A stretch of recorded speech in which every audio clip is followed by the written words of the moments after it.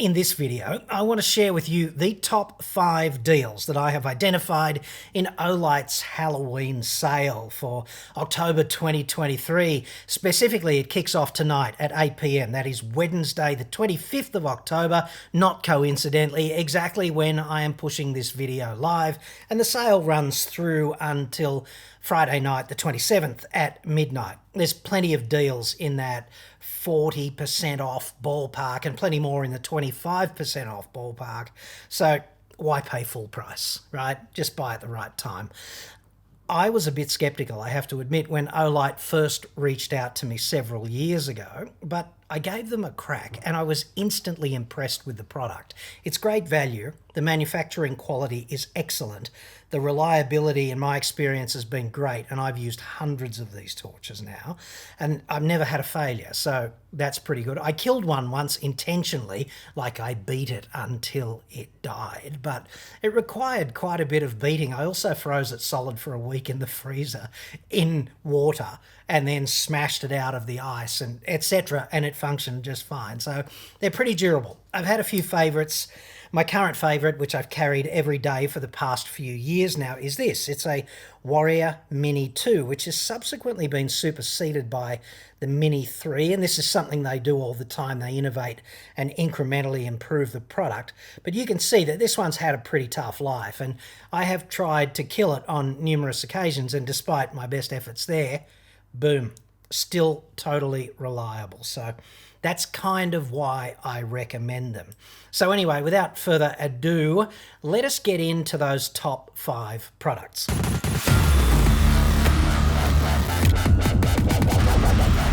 I know this video doesn't seem particularly automotive, and it's not, although having a torch when you really need one is a great idea in a car.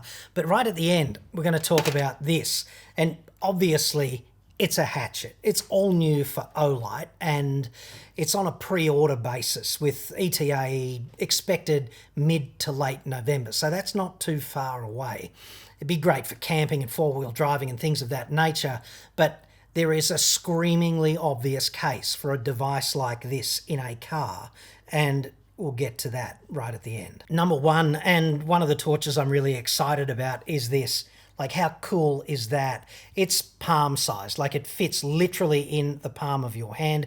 It's called the Warrior Nano. It is an evolution of their Warrior Mini series. Honey, I shrunk the Mini, I made it a Nano. And you can just see the difference in size here. And what I'd suggest there is there's absolutely no excuse for never carrying something like this, because you'll never even feel it in your pocket, and it's so useful. Like, until you carry one all the time, you underestimate how useful a torch can be. Middle of the day, you're working here, you're pulling something apart in your shed, and some widget goes bing, rolls there, or flies there, and then rolls over here and goes, somewhere inconvenient and inaccessible and dark. And this is a great way to find that missing metallic whatever. Another great thing about carrying a torch is you never know when you're going to get a flat tire in the middle of the night, or drop the frickin' keys in a strange location, or you need to help somebody who's having some sort of difficulty, their own flat tire, whatever. A torch can be a real asset there, and you can't go back in time and decide to carry one. So just carry it all the time. Another good reason is here in Australia, it is illegal to carry a weapon for self-defense. So don't do that. It's really bad. If you get found doing that, you can go inside. It's a criminal offence. You'll have that black mark on your record forever, so definitely don't do it. However, a torch is not a weapon. And I'd suggest that if you ever find yourself in a position where a would-be mugger is interviewing you to see if you will be the successful candidate tonight, then that makes all the difference. And the beauty of these so-called tactical torches is that they combine 2 things. At least in the smaller end of the Olight range, you get these 2 things. You get the tail switch. The beauty of the tail switch is, as long as the torch is in your hand, you can find it and use it, dude. Like, it's where your thumb goes. So simple. If you've got more time, you can use this switch on the barrel here, And that gives you access to a range of other lighting modes. You can go brighter and dimmer and whatever and just cycle through the modes. In addition, this thing also has a strobe mode and a momentary on mode. Like you can just touch it and off, right? So you just need a little bit of light to look over there. That's convenient. I'm a little bit ambivalent about the strobe. I don't think it gives you any greater ability to defend yourself. Like if you ever need to deter someone from attacking you, boom, they're seeing green and blue splotches. That buys you some time. That's what we're talking about here. So I'm a huge fan of that. And for 86, 87 bucks, whatever it is right now, $86.96, normally about 116 bucks. So this is 40% off. It's IPX8 waterproof. It's just an awesome little torch. And it's got the latest Olight design features.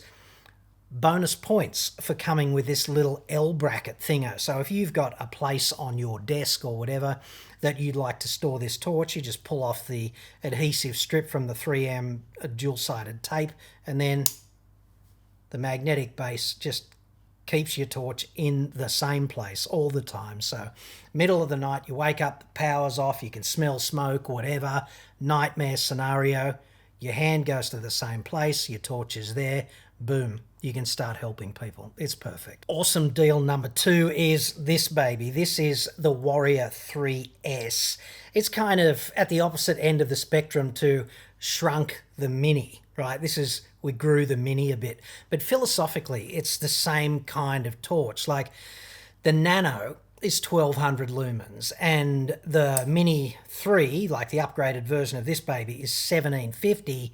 This baby is 2300 lumens, okay? I'm just referring to my notes a little bit because I want to get the details right. 2300 is just insane. It's a freaking lightsaber, and you still get the barrel switch for close-up, sort of convenient, don't need as much light, just need to find something in a backpack or whatever kind of torch. Like all the other Warriors, the Nano, the Mini, and this baby, it comes with a reversible pocket clip. So you can carry bezel up this way, you can carry bezel up that way. If you want to reverse the clip, you can just, it's got a recess for that too. So you can carry it bezel down that way if you like. So that's pretty versatile. And look, if you knew the streets were going to be running in zombies and you needed an upgraded sort of torch for, you know, protection, deterrence, whatever, then this is a really good option. But it's right at the upper level of what you could comfortably carry a lot of the time in a pocket. And frankly, it's easier to carry something like this on your belt. It comes with its own holster, belt clip thing, and it's almost Molly, right? Not quite Molly, almost Molly, but I'm sure you could rig it up on a Molly backpack. And almost a Fastex kind of buckle closure system. And it's a nice soft nylon sheath as well, so you're not going to razz anything up if you sit down in a car seat or something like that. It'll be okay. You know, the beauty of this sort of torch is also that it's got a proximity switch, and it's just a well-maintained thing. Like most of the torches I'm going to talk about today, this is IPX8 waterproof. Okay, so you're not going to drown it. You'll get it submerged and it'll function just fine. I froze the big brother of this. If you want to go to that next level up, like if there's a guaranteed freaking zombie apocalypse, you could go for something like a Warrior X3, which is slightly more powerful, definitely bigger, certainly too big to get away with carrying in a pocket. But the problem with this for me is that there's hardly ever a zombie apocalypse, right? I can only ever remember 2 or 3. And there's no little barrel switch. So it's purely tactical mode. You get bright, and holy shit, that's bright when you go up to a torch like this. So for the real world, I'd suggest this is kind of the upper limit for everyday carry, and would be much better in a bag, I think, than in the pocket, basically. So if you've got one setup that's everyday carry in a bag, this is great. Whereas the Mini or the Nano would probably be better as an everyday carry pocket kind of proposition for just the widest possible breadth of usefulness. But this is certainly an awesome torch. It's about $126 right now, 40% off, normally $179.95. Next on the list, number 3 for all of you boaties and blue singlet 4x4 dudes. If you need to do any sort of search, like long range search, this thing, Javelot Mini, is brilliant. It's a mini searchlight. It's 1,000 lumens maxed out, and that might not sound that bright in comparison to some of those other torches we just discussed, but check the reflector, dude. It's very carefully designed. What it's designed to do is get a whole big ball of light and pick it up and throw it 600 meters down the track without diffusing it and losing it, which is where your tactical kind of torch just kind of falls over, because at those extreme ranges, the beam is way broad and you're not going to perceive anything. Couple of 100 meters and you're sort of maxed out with a torch like this, which is more than adequate for most situations. But if you're on the water in some remote place and your GPS is on the fritz and the sun has set, and you're trying to find that particular spot where you parked your vehicle so that you can beach the boat near where you parked, then something like this is going to be a complete godsend. And the nature of that ball of light that it throws is absolutely ideal for that search functionality. Like, it's not just a pinpoint that's super bright and causes your eye to shut down and all you see is black around it. It's a nice big white spot that's almost gentle in the way it illuminates the things around it. So that's great. It comes with this plastic pocket clip. Now, you're probably not going to sit in the vehicle wearing this, but you don't have to undress to put it on or off, because you just open it up, slide it over your belt, and you're off to the races. The engagement of this on the belt is nice and positive, and it's kind of one way, like a barb, so it's not going to fall off if you go arse over tit. And likewise, it's easy to get the torch out, but there is positive retention when you get it in there, and it's not coming out anytime soon. So that's kind of clever as well. 2-stage tail switch, bright and super bright, you know. So if you're into that kind of outdoor activity and you think that that might be one of those things one day, then, you know, carry it in the car. You can charge it up using the USB in the car. The charger goes on while it's in the holster, so, you know, there's no excuse for it ever being flat. When you need it, it's like that, like this, like that. You're on foot and you've got your torch. So that's pretty streamlined to me, and it's good value too at just over $100 right now. It's $101.46, normally $145, which is 40% off. So great value for the next couple of days. Number 4 now, the last torch on the list is this baby. It is an Arcfeld Pro, and it's quite slimline and fits in the pocket just nicely. There's no bulk, you hardly feel it.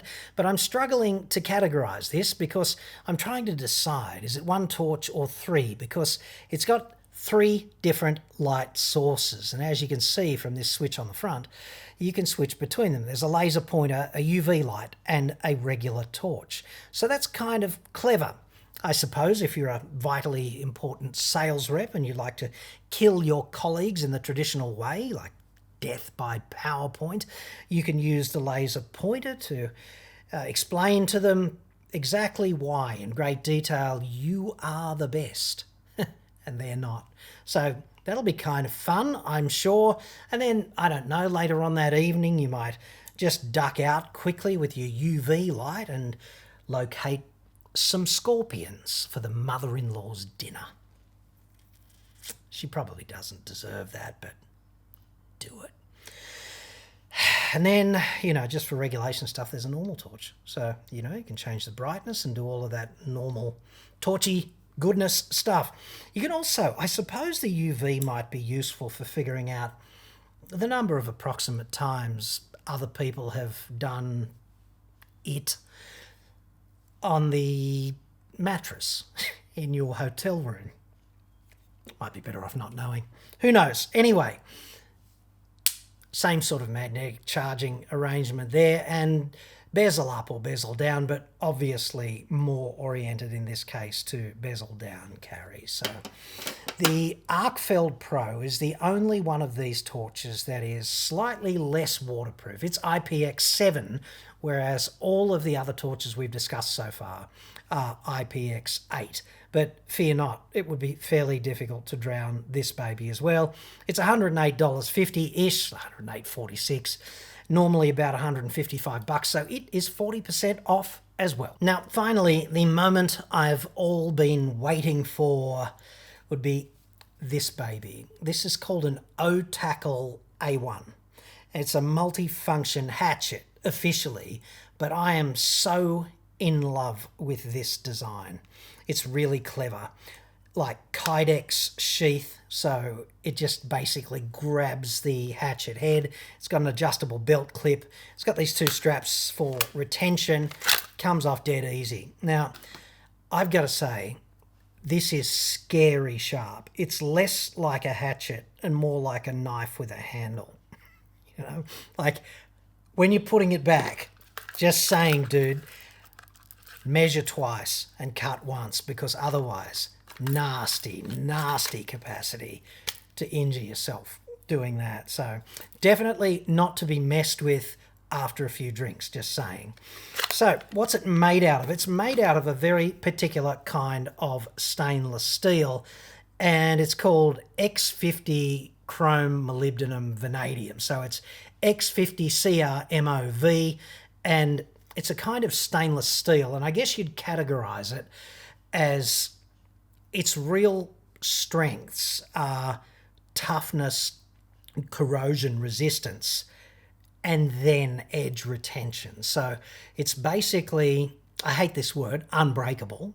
Like, dude, you can break anything, but you'd have to really try. Like, if I just look at it carefully, just for a moment, let's see how thick it is. It's like 5 probably millimeters thick. Yeah, it's a 5 millimeter thick piece of this fairly exotic stainless steel. Now, if you've got any, I don't know, high-end German knives in your kitchen, they're probably made, some of them at least, are probably made of this kind of steel. So it is a very special piece of what looks to be either laser or plasma cut, probably laser cut steel plate that is then formed, and it's got a nail puller and a pry bar at this end.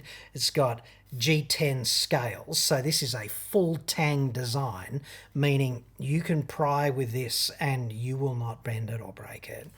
And it's got this milled hammer face on the pointy end, so you could do a pretty good job of hammering whatever the hell you want into submission with that. And you just need to be really careful about the edge. So it's a hatchet, a scraper. This bit would function pretty well as a scraper if you needed to improvise. The hatchet's pretty cool. That is positively lethal. Pry bar, nail puller, all of that stuff. Love the full tang design. Love the high-tech inclusion of the scales. The build quality is sensational. Like, you can't feel where the tang stops and the scales start. And the scales are going to give you exceptional grip in a range of sort of compromised, wet, sweaty, oily hands, muddy, whatever sort of conditions. So this is a very well thought out tool. The steel itself, incidentally, also has phosphorus, manganese, silicon, and sulfur in it in very small quantities. Its main alloy material is chrome, obviously, and then it's got molybdenum and vanadium for hardenability and edge retention. And when you talk about steel, there's always a balancing act, right, in between toughness and then there's hardness for edge retention, but if you make it hard, you make it brittle. So you've always got to get the blend right and then the heat treatment right. And what we're looking at here is, if you understand steel hardness, this is about 55 Rockwell C. So mild steel, the cheese of steel. I'm always calling mild steel, like low carbon steel, the cheese of steel. This is the other end, okay? Mild steel does not even have a Rockwell C hardness rating. It's that low. This is significantly high, and I guess for comparison, you could look at M2 high-speed steel, which a high-end drill or an end mill, like a high-speed steel end mill, would be made out of, and it would be about 65 Rockwell C. Interestingly, this hammer face is held on with fasteners. So if you wanted to get super creative, you could make your own bolt-on faces here if you had a mill and the sufficient amount of spare time and the inclination. You could put whatever you wanted on there. So what's interesting to me about this is it's almost the same as another device that's been around for ages, and I'll see if I can rustle it up. Stand by. You can see the obvious similarity, right? This is a little bit longer, but not dissimilar in its overall philosophical construction and design, okay? The big one is called a Gerber downrange tomahawk, and it's not scary sharp. In fact, it's the exact opposite of scary sharp. It's got a grip on it here, which is pretty clever, and you can use that for positive engagement for the pry bar end. It's got a nail puller and things of this nature. I suppose you could grind a sharp edge onto this, but it's not really designed for that. This is a breaching tool. It's designed to get through doors and, you know, get through windows and ream the glass out of the way if you need to get through in a hurry. Like if you come home and the house is on fire and the kids are still in the bedroom, then it'd be nice to have one of these, wouldn't it? The problem with something like this, at least here in Australia, is that these things are worth like $610. I just looked up the price then, which is a lot of money. I'm aware of its existence, and I borrowed this one so that I could talk to you about it because there are obvious comparisons to be made. But I don't know if I'd pay 600 odd bucks for something like this, given that I would hardly ever need it. But a breaching tool of this nature could be quite useful in the automotive domain.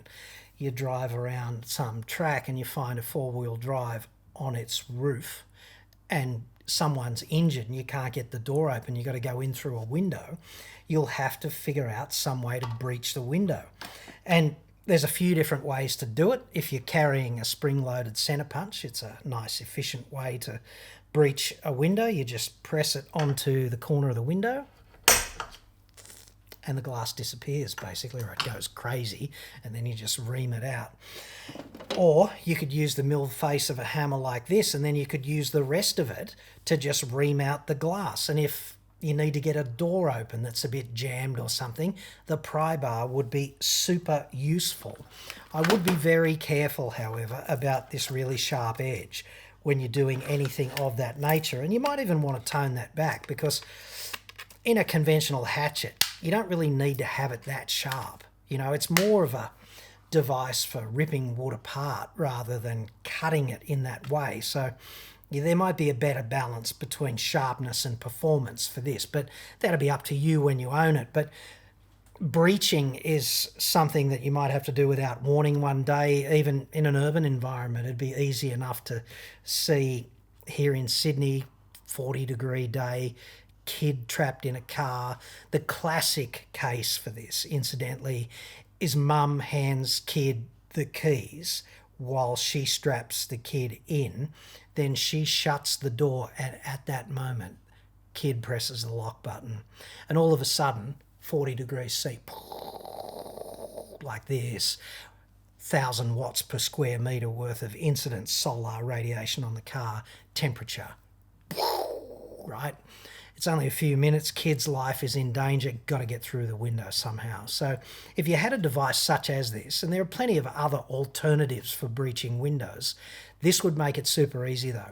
The pro tip with breaching a window, if you are ever in this situation, is look for the corner near the A-pillar. There's a corner like this with a bit of a radius on it in the window. Hit there. Do not hit in the middle, because with tempered glass, which is what the side glass and the rear glass on cars generally is, they're either compressive or tensile stresses imposed on the inner and outer faces of the glass. It doesn't matter, the performance would be the same. But you've got to go to a place where those stresses are badly resolved, and they're worst resolved in that corner because they're pulling or pushing and not resolved on the other side here. So if you hit near that corner, the window will just disappear, and it'll be like Prince Rupert's drop, they call it. You can look that up on YouTube. There's plenty of 1,000 frames a second super slow-mo video of Prince Rupert's drop, and it's that principle, basically. It's a piece of hardened glass that just catastrophically fails, like the domino thing. So you can look that up. But anyway, if you ever needed to get through a window or a door, then a device like this could come in really handy. And I don't believe, I wouldn't carry one into a pub or anything, but, and you could talk to a lawyer if you really wanted to know, but when it comes to bladed implements in Australia, you have to have a reasonable excuse, like you have to have a justifiable reason for carrying one. And it would be up to you and your lawyer to decide whether or not, you know, rescuing someone in significant danger was a reason to have one in the car. But if it was a reasonable excuse, then this would be an extremely useful tool to have if the chips were ever down.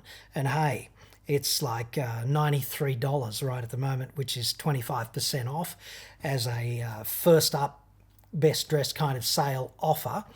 It's a pre-order, as I think I said.